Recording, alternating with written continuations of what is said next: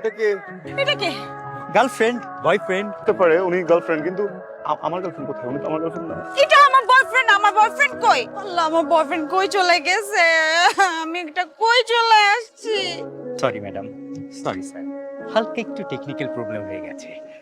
আপনার বয়ফ্রেন্ড তার গার্লফ্রেন্ডের সাথে, আর আপনার গার্লফ্রেন্ড তার বয়ফ্রেন্ডের সাথে অন্য বর্ডারে চলে গেছে। আপনাদের দুজনকে আমি এখানে নিয়ে এসেছি। আমার গার্লফ্রেন্ডের সাথে আমার মিলা দেন। সেটা তো লেখা ছিল না। মানে কি? মানে আপনারা ঝামেলা করছেন, এখন এটা সলিউশন আপনারা করবেন? আমার বয়ফ্রেন্ড দরকার এখনই।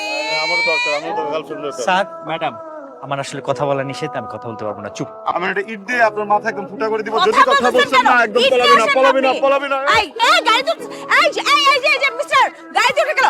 লে যান। এই চলে যাইতেছে কেন? এত বছরের সম্পর্ক আমার বাবা মার সাথে, তাদের ঊর্ধ্বে গিয়ে বিশ্বাস করলাম এই কোম্পানিকে। ও আমাকে ঠকাই দিয়ে চলে গেল। ঠকটা না মেনে নিতে পারতেছি না।